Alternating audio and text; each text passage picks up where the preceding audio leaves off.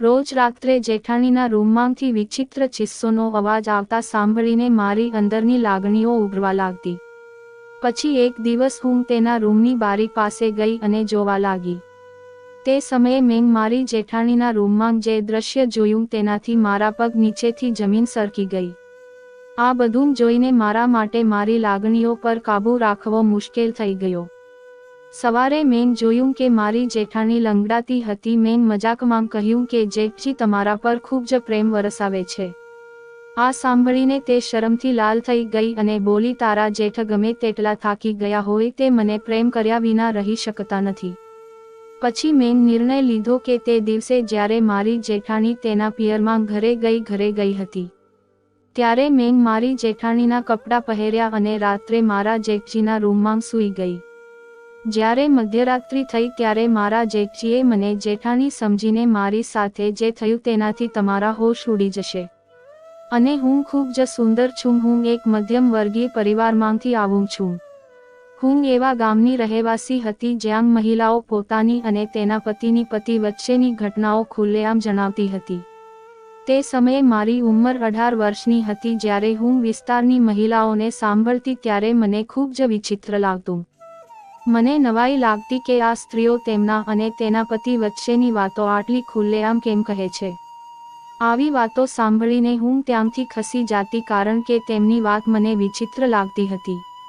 મારા ઘરમાં અમે 4 લોકો હતા. હું, મારા માતા પિતા અને મારો મોટો ભાઈ. ભાઈના લગ્ન 1 વર્ષ પહેલાં થયા હતા. મારા ભાભી ખૂબ જ સરસ હતા, પરંતુ મેં ક્યારેય તેમની અન્ય સ્ત્રીઓની જેમ ખુલીને વાત કરતાં જોઈ નથી. હું ભણેલી છોકરી હતી એટલે મને સમજાયું કે આવી વાતો ખુલ્લેઆમ કહેવાની નથી. આ બધી વાતો પતિ પત્ની વચ્ચે થાય છે. એ જ રીતે વધુ 1 વર્ષ વીતી ગયું. પછી પિતાએ મારા લગ્ન માટે એક છોકરો પસંદ કર્યો. તેનું નામ રાજીવ હતું, જે અમારા ગામનો રહેવાસી હતો. તેઓ 2 ભાઈ હતા. રાજીવ નાનો હતો અને તેના મોટા ભાઈનું નામ મુકેશ હતું અને તેના લગ્ન 5 વર્ષ પહેલાં થયા હતા. રાજીવના પિતા ન હતા, માત્ર તેની માંગ હતી જેણે તેના બંને પુત્રોને ખૂબ જ પ્રેમથી ઉછેર્યા હતા. રાજીવ ભણેલો હતો અને શહેરમાં નોકરી કરતો હતો, પરંતુ મારા પિતાએ મને જાણ કર્યા વિના રાજીવ સાથે મારા લગ્ન નક્કી કર્યા. પછી 1 મહિના પછી મારા લગ્ન થયા. લગ્ન દરમિયાન હું મારા પતિને જોઈ શકી ન હતી અને આ જ કારણ હતું કે હું ખૂબ જ દુઃખી હતી. મારા સાસરિયાઓ પાસે ઈંટનું જૂનું ઘર હતું જેમાં 1 આંગણું અને 4 ઓરડા હતા. આખા ઘરમાં એક જ બાથરૂમ હતું. કોઈક રીતે દિવસ વીતી ગયો અને રાત થઈ ગઈ. આજે મારા લગ્નની પહેલી રાત હતી. હું મારા રૂમમાં મારા પતિની રાહ જોતી બેઠી હતી. થોડીવાર પછી રાજીવ રૂમમાં આવ્યો અને તેના હાથમાં દૂધનો ગ્લાસ હતો. પહેલીવાર મેં તેને જોયો. તે દેખાવમાં ખાસ ન હતો અને નબળો દેખાતો હતો. મને આ બધું જોઈને નવાઈ લાગી, પણ વિચાર્યું કે લગ્ન પછી કદાચ તેઓ સ્વસ્થ થઈ જશે. તે સમયે મેં આ વાતને હટાવી દીધી હતી કારણ કે આજે મારા લગ્નની રાત હતી. રાજીવ મારી બાજુમાં બેઠો અને બોલ્યો, તું બહુ સરસ છે. તને મળ્યા પછી મારી બધી ઈચ્છાઓ પૂરી થઈ ગઈ. રાજીવે મને દૂધનો ગ્લાસ આપ્યો અને કહ્યું કે આ પી લે. મેં કહ્યું, હું તમારી પત્ની છું, તમે પહેલા પી લો. તેણે ગ્લાસમાંથી થોડું દૂધ પીધું અને પછી મેં બાકીનું પીધું. હું તેના વર્તનથી ખુશ હતી. મને લાગ્યું કે રાજીવ ખૂબ જ સરસ વ્યક્તિ છે. આ પછી રાજીવે મારો હાથ પકડી લીધો અને મને પોતાની બાહોમાં જકડી લીધી. હું તેને જોઈને હસી, પણ પછી તે અચાનક મારાથી દૂર થઈ ગયો અને તેની બાજુ પર ફરીને સૂઈ ગયો. તેનું આ વર્તન જોઈને મને ખૂબ જ વિચિત્ર લાગ્યું. આજે અમારા લગ્નની પહેલી રાત હતી જેને હું ખાસ બનાવવા માંગતી હતી, પણ મારા બધા સપના ક્ષણભરમાં સપનાચૂર થઈ ગયા. થોડા સમય પછી મેં જોયું કે તે શાંતિથી સૂઈ રહ્યો છે. હું મારી જાતને કાબૂમાં રાખવાનો પ્રયત્ન કરી રહી હતી, પણ પથારી પર આખરે હું સૂઈ ગઈ. જ્યારે સવાર થઈ અને હું જાગી તો મેં જોયું કે મારી જેઠાણી વાસણો ધોતી હતી. હું બાથરૂમમાં ફ્રેશ થઈને બહાર આવી અને મારી જેઠાણી પાસે ગઈ અને તેને મદદ કરવા લાગી. જેઠાણીએ કહ્યું, ઝૂલી, આજની રાત કેવી રહી? તને મજા આવી? હું તેના શબ્દો સાંભળીને મૌન રહી કારણ કે મને શરમ આવતી હતી. કામ કરતાં કરતાં અમે બંને વાતો કરતા હતા એટલામાં તેના 2 વર્ષના પુત્રના રડવાનો અવાજ આવ્યો. તે કહેવા લાગી, જુલી, કૃપા કરીને આ વાસણો ધોઈ લે, હું મારા પુત્રને જોઈને આવું. વાસણો ધોયા પછી હું રસોડામાં ગઈ અને મારા સાસુને મદદ કરી તે શાકભાજી કાપી રહી હતી. મને જોતાં જ તેણે કહ્યું, વહુ, આ શાક કપાઈ ગયું છે, તમે બધા માટે ચા બનાવી લ્યો. થોડા સમય પછી મેં ચા બનાવી અને બધાને આપી અને પછી મારી જેઠાણી સાથે રસોઈ બનાવવાનું શરૂ કર્યું. આમ ધીમે ધીમે 10 દિવસ વીતી ગયા હતા. પરંતુ દર રાત્રે હું મારા પતિ પ્રત્યે વધુને વધુ નિરાશ થતી જતી હતી. એક દિવસ મેં તેને પૂછ્યું, શું વાત છે? દર વખતે આટલી ઝડપથી કેમ થાકી જાઉં છો? પરંતુ તેઓ જવાબ આપતા ન હતા અને મોં ફેરવીને સૂઈ જતા. તે સમયે હું વ્યથામાં રહેતી અને મારી લાગણીઓને કાબૂમાં રાખવાનો પ્રયાસ કરતી અને જેમ તેમ કોઈક રીતે તે રાત પસાર કરતી હતી. આ મારા માટે એક એટલી સમસ્યા બની ગઈ હતી કે હું તેને કોઈની સાથે શેર પણ કરી શકતી નહોતી. એક દિવસ મારા પતિ કામ માટે શહેરમાં જવા લાગ્યા. મેં તેમને રોક્યા. મેં તેને રોક્યા નહીં, કારણ કે દરેક સ્ત્રીને તેના પતિ પાસેથી ચોક્કસ અપેક્ષાઓ હોય છે.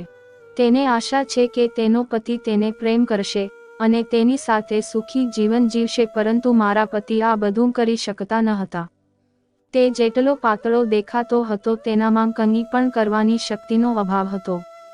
સ્ત્રીને માત્ર પૈસા કે ખોરાક જોઈતો નથી, તેને તેના પતિ તરફથી ભાવનાત્મક અને શારીરિક સુખની પણ જરૂર છે.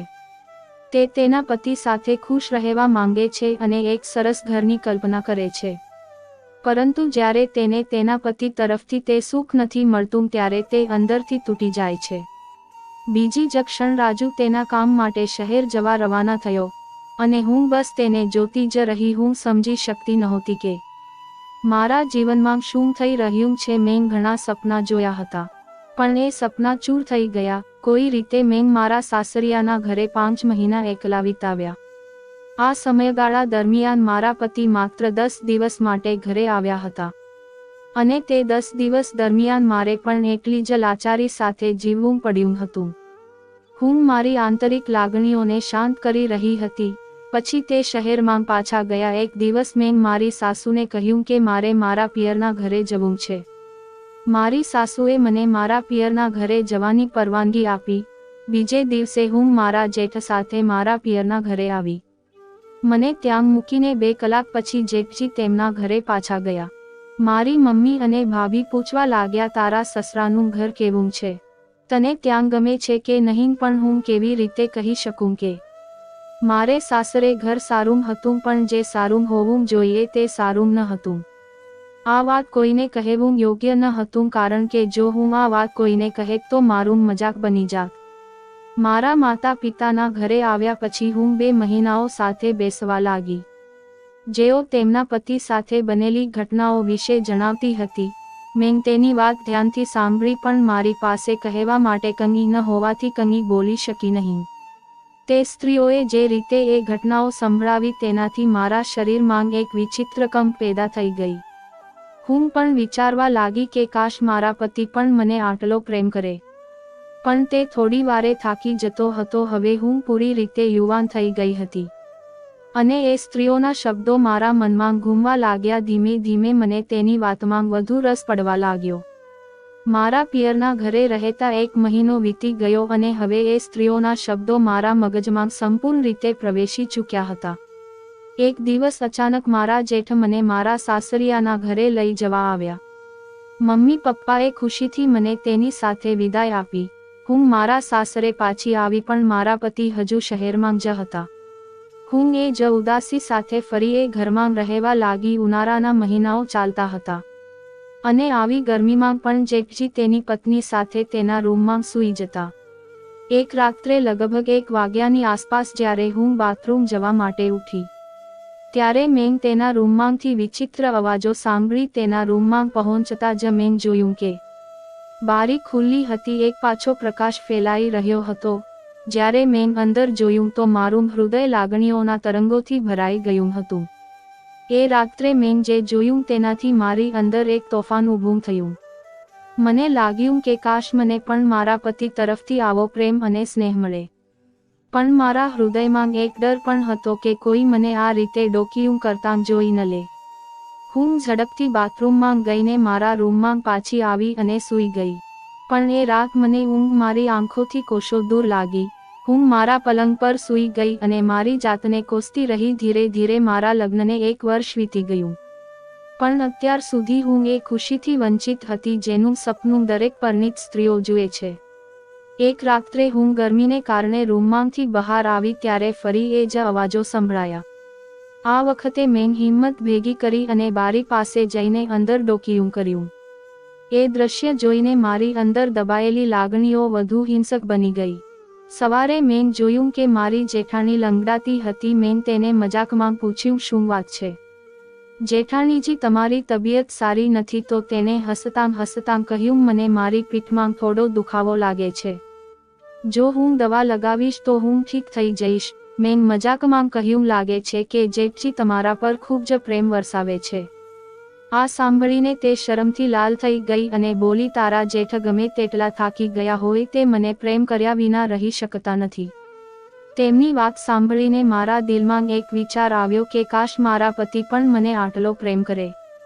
પરંતુ મારું દુઃખ ત્યારે વધુ વધી ગયું જ્યારે મારી જેઠાણીના માતાના ઘરેથી ફોન આવ્યો કે તેની માની તબિયત સારી નથી. બીજા દિવસે તે તેના માતા પિતાના ઘરે ગઈ. તેને મને કહ્યું કે કૃપા કરીને દૂધ ગરમ કરીને રાત્રે મૂકી દેજે એટલે કે મારા જેઠજીને આપજે. મેં તેને વચન આપ્યું હતું કે હું તેની સંભાળ રાખીશ. સાંજે જ્યારે જેઠજી ઘરે પરત ફર્યા ત્યારે મેં તેમના માટે દૂધ ગરમ કરીને તેના રૂમમાં તેમને આપ્યું. ત્યાં એક ધૂંધલો પ્રકાશ હતો અને તેઓ પલંગ પર આડા પડ્યા હતા. દૂધ રાખ્યા પછી હું પાછી મારા રૂમમાં આવી પણ મારા મનમાં હલચલ થવા લાગી ગઈ. રાત્રે મારા મનમાં વિચારોનું પૂર ભરાઈ ગયું હતું. હું વારંવાર વિચારવા લાગી કે મારા જીવનમાં આવી સ્થિતિ કેમ ઊભી થઈ? મારા પતિ મારી લાગણીઓને ક્યારેય સમજી શક્યા નહીં. મારી જાતને સમજાવવાની કોશિશ કરી પણ મારા હૃદયમાં બેચેની વધી રહી હતી. મારા જેઠજીના રૂમનું દ્રશ્ય અને તેમની હાજરીએ મારા મનમાં નવી લાગણીઓને જન્માવી. રાતના અંધારામાં જ્યારે બધા સૂઈ ગયા ત્યારે મેં હિંમત એકઠી કરી અને મારી જેઠાણીના કપડાં પહેરીને તેના રૂમમાં ચાલી ગઈ. હું જાણતી હતી કે તે યોગ્ય નથી પરંતુ મારી લાગણીઓ મારા ઉપર હાવી થઈ ગઈ હતી. જેઠજીએ મને જેઠાણી સમજી અને ધીમે ધીમે અમારી વચ્ચે બધું જ બન્યું જે પરણેલા યુગલ વચ્ચે થાય છે. બીજે દિવસે સવારે હું મારા રૂમમાં પાછી ફરી. મારા મનમાં એક વિચિત્ર આનંદ હતો. અપરાધની લાગણી હતી. આ સિલસિલો ચાલુ રહ્યો અને જ્યાં સુધી મારી જેઠાણી પિયરના ઘરે હતી ત્યાં સુધી હું અને મારા જેઠજી એકબીજાની નજીક આવતા રહ્યા. પણ મારા જેઠ સાથે જોડાવા પાછળનો મારો હેતુ માત્ર પ્રેમ અને સ્નેહ મેળવવાનો હતો જે હું મારા પતિ પાસેથી ન મેળવી શકી. એક દિવસ જ્યારે હું રાત્રે મારા જેઠજીના રૂમમાંથી પાછી ફરી રહી હતી ત્યારે મારા સાસુએ મને જોઈ લીધી. તે મારા રૂમમાં આવ્યા અને મને ગુસ્સામાં પૂછવા લાગ્યા. મેં તેના પ્રશ્નોના જવાબ આપ્યો કે તે મર્દ છે તે જાણતા હોવા છતાં તમે મારા તેના પુત્ર સાથે લગ્ન શા માટે કરાવ્યા? શું તમે વિચાર્યું ન હતું કે મારું જીવન બરબાદ થઈ જશે? મારી વાત સાંભળીને મારી સાસુ ચૂપ થઈ ગયા. તેને સંમતિ આપી કે તેને આ લગ્ન પોતાની ઇજ્જત બચાવવા માટે કરાવ્યા હતા. પણ આ બધું સાંભળીને મેં જે કહ્યું તે તેને તેના પુત્રને કહ્યું. રાજુએ મારી સાથે વાત કરવાને બદલે ફોન કાપી નાખ્યો. આ ઘટના પછી મેં કાયમ માટે મારા પિયરના ઘરે પાછા ફરવાનું નક્કી કર્યું. ઘરે પહોંચ્યા પછી મેં મારી માતા અને ભાઈને બધું કહ્યું. તેને મારી સાસુને ઠપકો આપ્યો અને મને કહ્યું કે હવે અમે તારું જીવન ફરી સારું બનાવી દઈશું. થોડા દિવસ પછી મારા ભાઈએ અમિત નામના વ્યક્તિ પાસેથી મારા માટે રિશ્તો શોધી કાઢ્યો. અમિતનો સ્વભાવ ખૂબ જ સારો હતો અને તેની પહેલી પત્નીનું 6 મહિના પહેલાં અકસ્માતમાં મૃત્યુ થયું હતું. હું અમિત સાથે લગ્ન કરવા રાજી થઈ ગઈ. 15 દિવસ પછી મારા લગ્ન અમિત સાથે થઈ ગયા અને હું મારા નવા સસુરાલ આવી ગઈ. અમે દેખાવમાં ખૂબ જ સુંદર હતો અને એક કંપનીમાં ઊંચા પદ પર કાર્યરત હતો. મારા નવા સાસરિયામાં મારી સાસુ સસરા અને એક નાની નણંદ હતી જે ખૂબ જ પ્રેમાળ હતી. મારા પતિ અમિત તેમના માતા પિતાના એકમાત્ર પુત્ર હતા. તેઓ મને ખૂબ જ પ્રેમ કરતા હતા અને મને બધી ખુશીઓ આપતા હતા. જે એક સ્ત્રીને તેના પતિ પાસેથી જોઈએ છે. હું પણ મારા પતિ અમિતને ખૂબ જ પ્રેમ કરવા લાગી.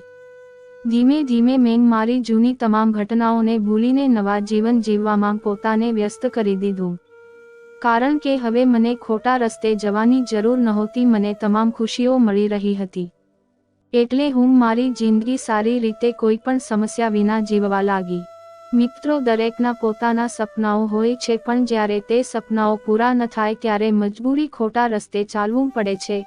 એ જ રીતે જ્યારે એક સ્ત્રી તેના સસુરાલમાં જાય છે, તે ઘણા સપનાઓ અને ઈચ્છાઓ લઈને જાય છે, પણ જ્યારે તે ઈચ્છાઓ પૂરી થતી નથી ત્યારે તે બીજા રસ્તે ચાલવા મજબૂર થાય છે. આ સત્ય કડવું છે, પરંતુ સંપૂર્ણ સાચું છે, કારણ કે કોઈ પણ સ્ત્રી અથવા પુરુષ વિના ખોટા માર્ગ પર નથી જાતા. મિત્રો, જો મારી આ વાર્તા તમને ગમી હોય તો લાઈક કરો અને આવી બીજી સ્ટોરી માટે ચેનલને સબસ્ક્રાઇબ પણ કરો. ધન્યવાદ મિત્રો.